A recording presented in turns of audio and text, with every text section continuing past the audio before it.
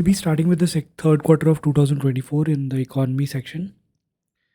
Now, V's and means advance. The Reserve Bank of India has raised the V's and means advanced limit for state governments and union territories from 47,010 crores to 60,118 crores.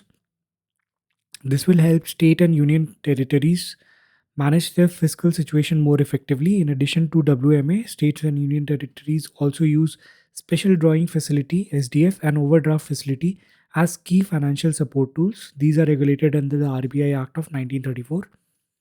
Now, about the ways and means advances, these are short-term loan facilities offered by Reserve Bank of India to the central and state government to help them manage temporary gaps between their receipts and expenditure. The WMA scheme was introduced on April 1st, 1997. The government can borrow cash from RBI when needed but must repay it within 90 days. Interest is charged at existing repo rate. If WMA exceeds 90 days, it would be treated as an overdraft.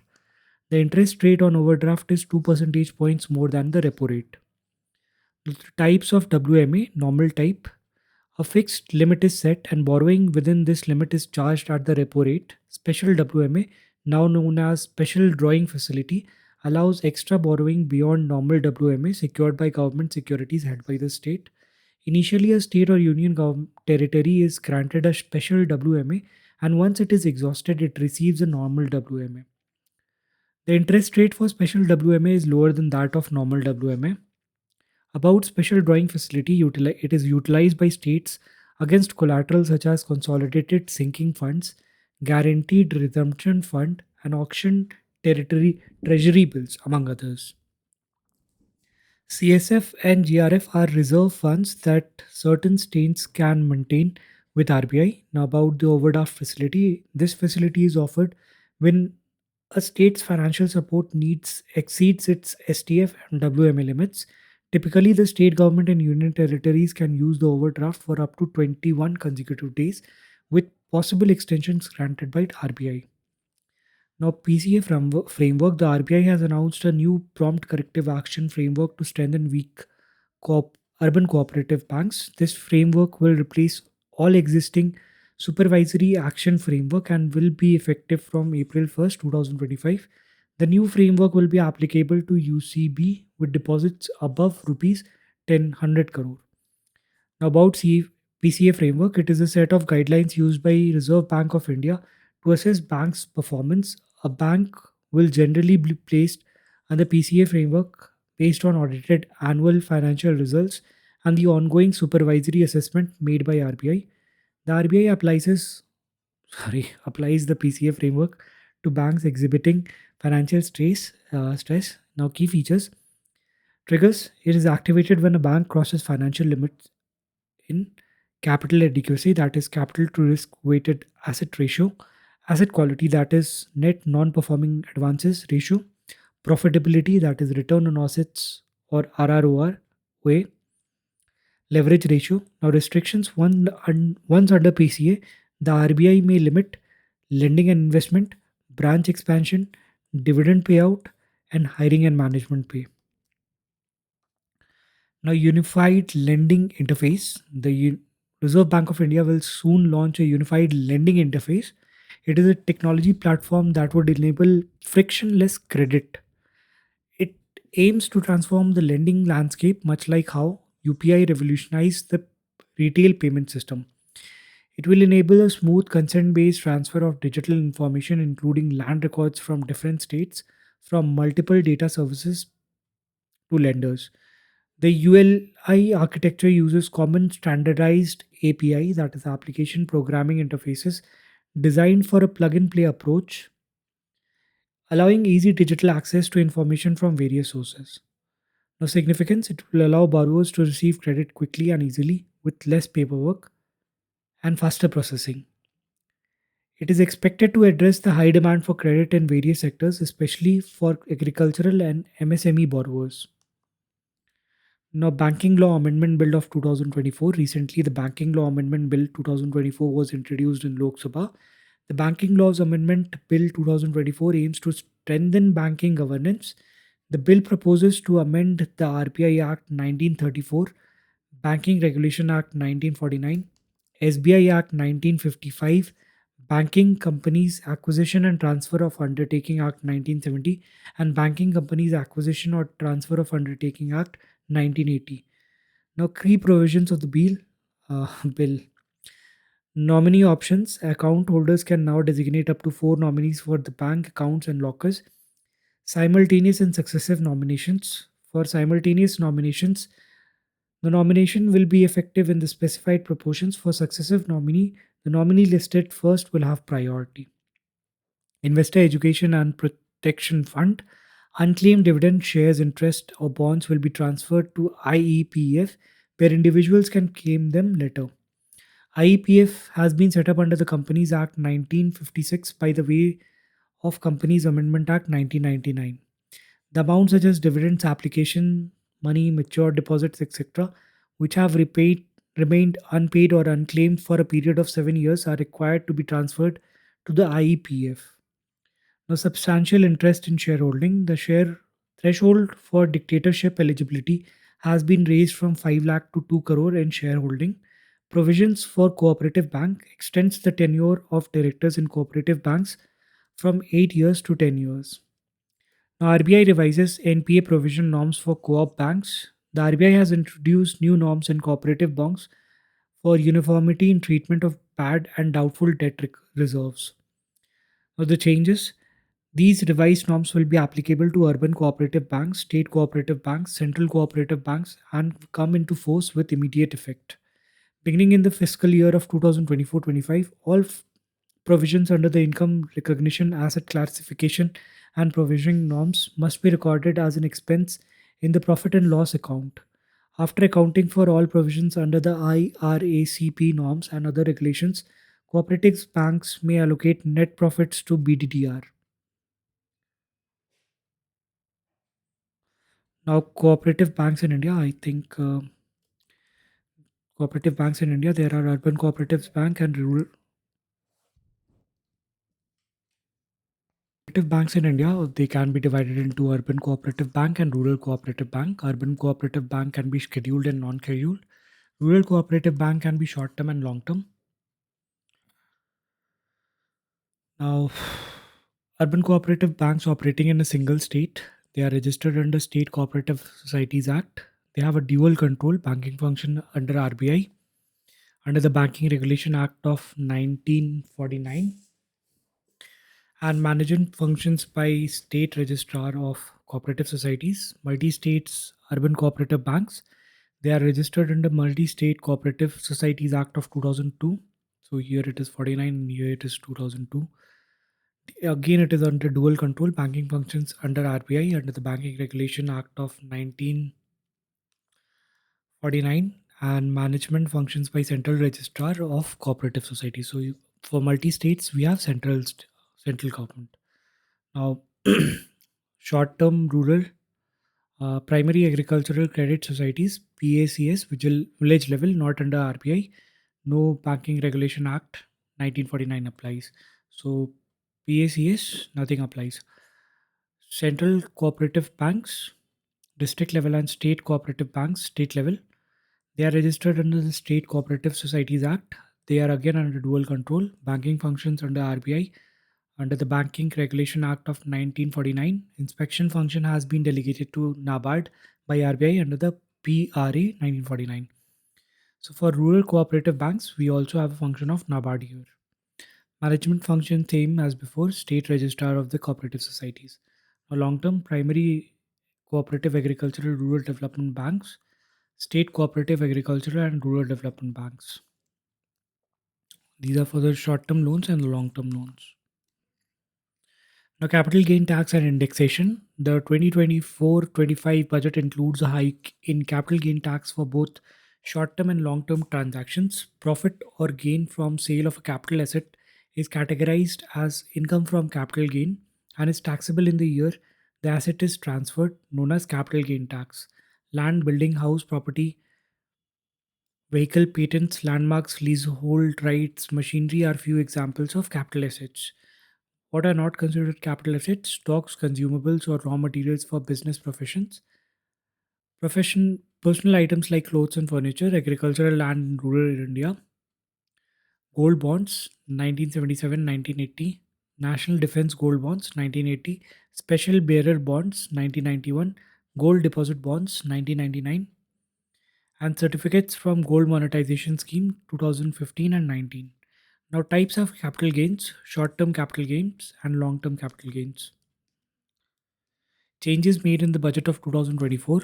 For classifying assets into long term and short term, there will be only two holding periods, that is 12 months and 24 months. The holding period for all listed securities is 12 months. All listed securities with a holding period exceeding 12 months are considered long term. The holding period for all other assets is 24 months. The taxation of short term capital gain for listed equity shares: a unit of an equity oriented fund, a unit of business trust has been increased to 20% from 15%. Budget introduced long term capital gain tax on financial and non financial assets has been reduced from 20% to 12.5%, but indexation benefits for long term assets has been removed. On receiving wide criticism, government has allowed to choose between 12.5% tax with no indexation or 20% tax with indexation. Additionally, the exemption limit for long-term capital gain on certain assets like equity shares, equity-oriented units, and business trust units has been increased from 1 lakh to 1.25 lakh per year. Now about indexations. Indexation is a method used to adjust purchase price of an adjust for inflation when calculating capital gain for tax purposes. This adjustment is based on government issued cost inflation index, which measures the increase in general price level over time. By accounting for inflation, indexation reduces the taxable capital gain, resulting in lower tax liability. Now, windfall tax. The Indian government has increased the windfall tax on domestically produced crude oil. About the windfall tax: a windfall tax is tax imposed on governments by governments on companies that have earned unexpectedly high profits due to favorable market conditions, policy shift, or external factors. It is typically imposed on industries like oil, gas, mining. The aim is to seize a portion of the exceptional profit earned by companies and redirect it for the benefit of public. India introduced windfall profit taxes on July 1st, 2022 to curb profits made by oil and gas companies during Russia-Ukraine war. It is levied in form of special additional excise duty, SAID. The tax rates are reviewed every 2 weeks based on average oil prices from the previous fortnight. Now, perpetual bond. Karna Bank issued India's first additional Tier 1 perpetual bond. About perpetual bond. Perpetual bonds are essentially debt instruments with no fixed maturity date. Unlike traditional bonds, which have a fixed maturity date for principal repayment, perpetual bonds provide interest payments indefinitely. The principal amount is never repaid, but unless the issuer chooses to redeem the bond, typically under specific conditions outlined in the bond terms. Perpetual bonds are typically issued by large, stable institutions aiming to raise long term capital. The RBI regulates the issuance of perpetual bonds in India. So, okay, okay. Now, annual survey of unincorporated sector enterprises. Annual survey of unincorporated sector enterprises results for 2021-22 and 2022-23 was released. It was conducted by National Sample Survey Office, Ministry of Statistics and Program Implementation. It is it covered unincorporated non-agricultural establishments pertaining to proprietorship, partnership, excluding limited liability partnerships, self-help groups, cooperatives, society trust, etc. An unincorporated enterprise is a business that is not legally separate from its owner, such as household, government, or foreign resident. The assets used in this business belong to the owner, not the enterprise themselves. The enterprise cannot conduct transactions with other economic units, enter contracts, or incur liabilities on their own. Now, key findings of the survey: establishment in the sector rose from 5.97 crores in 2021-22 to 6.5 crores in 22-23, showing an annual growth of 5.8%. The highest number of establishment rural and urban combined, has been reported in Uttar Pradesh, followed by West Bengal and Maharashtra. Gross value added grew by 9.83% annually from 2021-22. The share of female workers rose slightly from 25.52% in ASUSE 2021-22 to 25.63%, 6352 to 63 in 2022-23. Around 54% of the proprietary establishments in the manufacturing sector were led by female proprietors.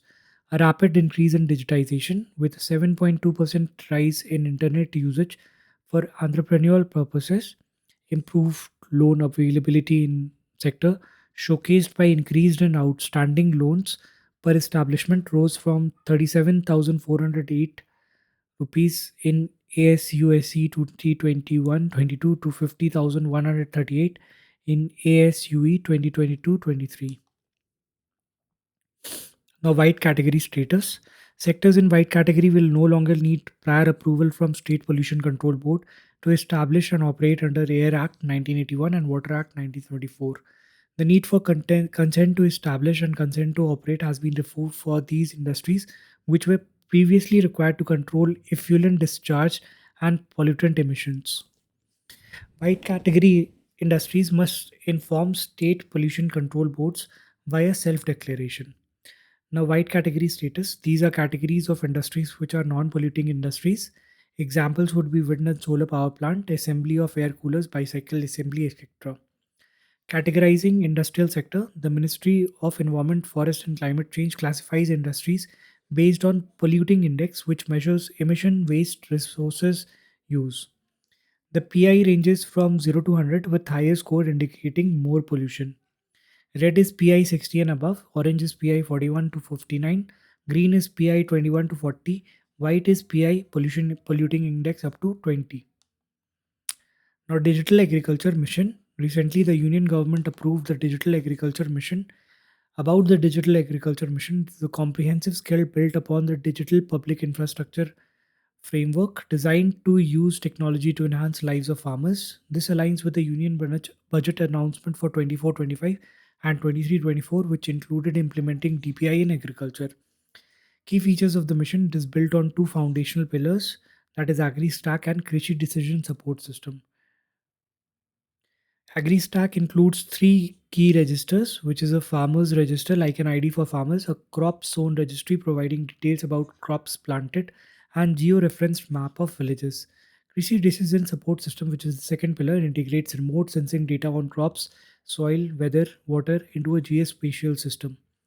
Now, additional components: soil profile mapping provides detailed soil maps for about 142 million hectares of land, agriculture land at a 1 to 10,000 scale. Digital General Crop Estimation Survey estimates crop yield using scientific crop cutting experiments. Now, Agricultural Infrastructure Fund. The Union Cabinet has approved expansion of the Agriculture Infrastructure Fund to make it more appealing, effective, and inclusive. New categories in Agriculture Infrastructure Fund: viable farming assets, integrated processing projects, PM Kusum Component A, NAB Sanrakshan. Now, viable farming assets to include all eligible beneficiaries in scheme for creating infrastructure under viable projects for developing community farming assets, integrated processing projects, integrated primary and secondary processing projects will be included in the list of eligible activities under AIF. However, standalone secondary processing projects will not be eligible and will instead fall under MOFPI scheme. PM Kusum Component A to enable integration of Component A of PM Kusum with AIF for farmers, group of farmers, farmers producer organization, cooperatives, and panchayats. NAB's instruction, along with Credit Guarantee Fund Trust for Micro and Small Enterprises, NAB Sanrakshan, a wholly owned subsidiary of NABARD, has now been proposed to provide AIB credit guarantee coverage for FPOs. Now, about Agriculture Infrastructure Fund. Type is a central sector scheme launched in 2020. The scheme will be operational from 2020-21 to 2032-33. So quite a long span of time, 11 years, 12 years actually. Now, to provide medium to the objective is to provide medium to long term debt financing for investments in viable projects related to post harvest management infrastructure and community farming assets, supported by interest subvention and credit guarantee support. Eligible beneficiaries are Primary Agricultural Credit Society (PACS), marketing cooperative societies, farmer producer organizations, farmers, self help group, joint liability groups, multi-purpose cooperative societies, agri entrepreneurs, startups, central state agencies, or local bodies sponsored by public private partnership projects. Bank and financial institutions will provide 1 lakh crore in loans with 3% annual interest subvention and credit guarantee coverage under CGTMSE for loans up to 2 crore. Now, Unified Pension Scheme. The Unified Pension Scheme was approved recently by Union Cabinet. The scheme, which will be effective from April 1st, 2025, aims to provide the government employees with an assured pension after retirement. Salient features of UPS assured pension: 50% of the average basic pay drawn for over the last month prior to the superannuation for a minimum qualifying service of 25 years. This pay will be proportionate for lesser service period up to a minimum of 110 years of service. Assured family pension. This will be 60% of the pension of employees immediately before his or her demise. Assured minimum pension. This will be 10,000 per month on superannuation after minimum 10 years of service. Inflation indexation. Inflation indexation will be provided on assured pension, on assured family pension, and assured minimum pension. DNS relief will be based on All India Consumer Price Index for industrial workers, as in case of service employees. Now, there's Old Pension Scheme, National Pension Scheme, and Unified Pension Schemes. Unified pension schemes guaranteed pension of 50% of the average basic pay from the last 12 months before retirement. National pension system is market linked pension, no defined pension with value depending on the performance of investment fund. Old pension scheme, 50% of the last drawn salary. Now, inflation indexation adjusted for inflation through dearness allowance, not applicable. The pension is market linked, indexed for inflation based on All India Consumer Price Index for industrial workers. Employee contribution, no contribution for employees. Defined contribution of 10% of the basic pay and earners allowance. Defined contribution of for unified pension scheme. We have unified contribution of 10% basic pay and earners allowance. Government contribution, full funding. National pension system, we have defined contribution of 14% of the employee's basic pay and dearness allowance. And for UPS, we have defined contribution of 18.5% of employees' basic pay and dearness allowance. Family pension, yes, in old pension scheme. Corpus dependent and national pension, and 60% of the employee's pension for family. Now, risk, no market risk lower than LPS. So, it's a compromise between these two.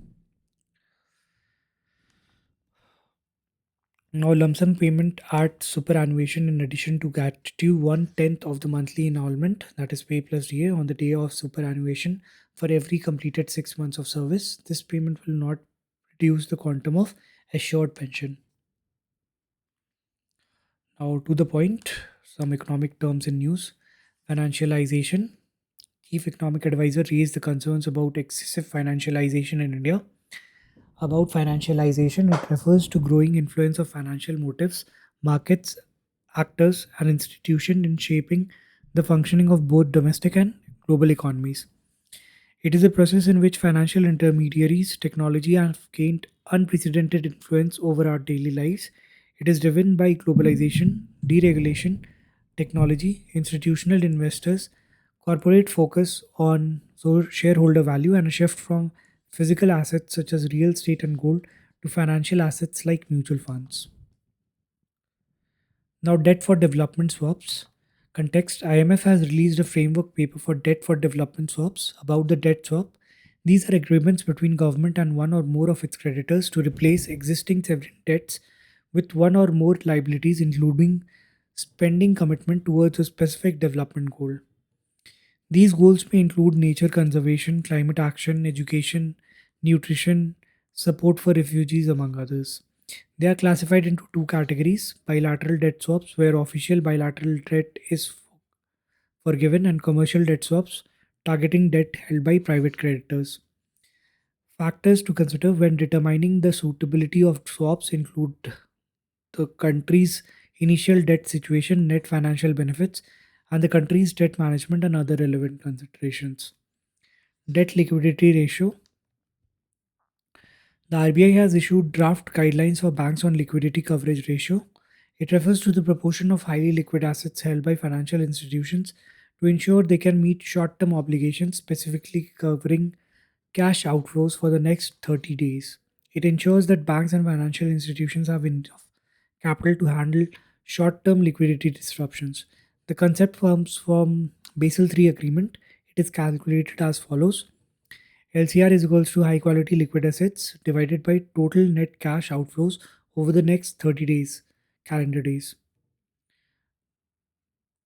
Now, high quality liquid assets are assets that can be quickly and easily converted into cash with little or no loss in value. Now, mint ratio, silver prices to see rupees 1.5 lakh per kilo level in 18 months. Gold silver ratio, also referred as mint ratio, is relative value of gold with respect to that of silver. The ratio is calculated by dividing the price of gold by the price of equal quantity of silver. This ratio can vary every day as the price of gold and silver continues to fluctuate. The reason for us to investigate the ratio is that it can provide a clue as to which among the two precious metals is likely to perform better going forward. Now, alpha versus beta. Alpha and beta are two of the key measurements used to evaluate the performance of a stock, a fund, or an investment portfolio. Alpha indicates how much of an investment has outperformed its market index or other broad benchmarks. Beta measures the investment volatility, reflecting its relative risk. Now, Financial Inclusion Index detail. The Reserve Bank of India announced that Financial Inclusion Index rose 64.2 in March 2024 from 60.1 in March 2023. About Financial Inclusion Index, it is a comprehensive index incorporating details of banking, investment, insurance, postal, as well as pension sector. It captures the extent of financial inclusion across the country. The index measures financial inclusion on a scale of 0 to 100, where 0 means full exclusion and 100 represents full inclusion. It comprises of three broad parameters, which is access, usage, and quality. Access represents 35%, usage 45%, and quantity 20%. The index has been constructed without a base year and it is published annually in July every year. The Container Port Performance Index. India's ports have performed well in Container Port Performance Index of 2023. About the Container Port Performance Index, it is published by World Bank and S&P Global Market Intelligence. The key highlights of the index of 2023: the top 5 ports are Yangshan, China; Salah, Oman; Cartagena, Colombia; Tangerine, Morocco; and Tanjung, Malaysia. Vishakhapatnam rose from 115th position in 2022 to 19th, becoming the first Indian port in global top 20. Mundra port improved to 27th, up from 48th position in 2022. Now, World Development Report of 2024 context. The World Bank has released the World Development Report 2024, the Middle Income Trap. Key highlights: India, along with 100 countries, including China, faces the risk of falling into the middle income trap due to external economic challenges. Despite favorable demographic and digital adoption, India is projected to take 75 years to reach a per capita income of one quarter of USA, while China will take 10 more years.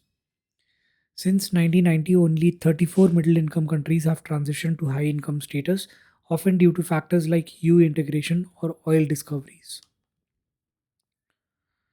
As of 2023, 108 million middle income countries were classified as middle income, each with annual GDP per capita in the range of 1,136 to 13,845. These countries represent 75% of the global population and 60% of the global GDP, but two-thirds of the people live in extreme poverty. The report recommends focusing on increasing investment, adopting new technologies, balancing investment, technology, innovation to address these challenges. National Coal Index context. National Coal Index shows decline of 3.48% in June of 2024. About NCI, concept and design developed by Indian Statistical Institute of Kolkata. It is a price index that tracks changes in coal prices each month compared to a fixed base year. The base year for the index is financial year of 2017-18. It combines prices from various sales channels, for example, notified prices, auction prices, import prices. It was launched on June 4th, 2020. The index aims to reflect the true market price of coal. The Ministry of Coal releases NCI every month. The index covers all raw coal transactions in India, including both coking and non coking coal, in regulated, that is, power and fertilizer, and non regulated sectors. It does not include washed coal or coal products. Program and platform in news. Bhaskar platform details. The TPIIT, Ministry of Commerce and Industries, is launching the digital platform Bhaskar. About Bhaskar platform, Bharat Startup Knowledge Access Register initiative under the Startup India program is designed to enhance India's startup ecosystem. The primary goal of Bhaskar is to build the world's largest digital register for stakeholders within the startup ecosystems. Now, key features networking and collaboration. Bhaskar will connect startups, investors, mentors, and other stakeholders for easy interaction across sectors. Now, personalized identification. Each stakeholder will have unique Bhaskar ID for tailored interaction on the platform. Enhanced discoverability. Users can find relevant resources, collaboration opportunities using advanced search features. Now, Vadwan Port project. The Union Cabinet has approved 76,220 Vadwan mega project port project. It will be developed by an SPV, that is special purpose vehicle, established by Jawaharlal Nehru Port Authority and Maharashtra Maritime Board. About the Vadwan port, it will be developed as an all-weather greenfield deep draft major port in Vadwan, Palghar district of Maharashtra. Once developed, it will become the largest deep water port in the country. It aligns with the PM Gati Shakti program and built on a landlord model through PPP. In landlord model, the port authority serves as both a regulatory body and landlord, while private companies handle port operations. It will be third major port in Maharashtra alongside the existing Mumbai port and Jawaharlal Nehru port. It will form a major part of the proposed IMEC, that is India, Middle East, Europe Economic Corridor, and INSTC, that is International North South Transport Corridor.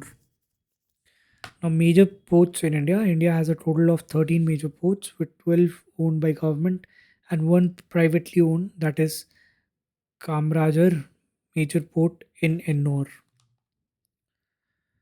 Now, SHEER program, the Women Entrepreneurship Platform (WEP) and TransUnion Civil launched the SHEER program. WEP is a public-private partnership platform launched by Niti Aayog aimed at empowering women entrepreneurs. About the SHARE program, it is a credit education program designed to enhance financial literacy and business skills among women entrepreneurs.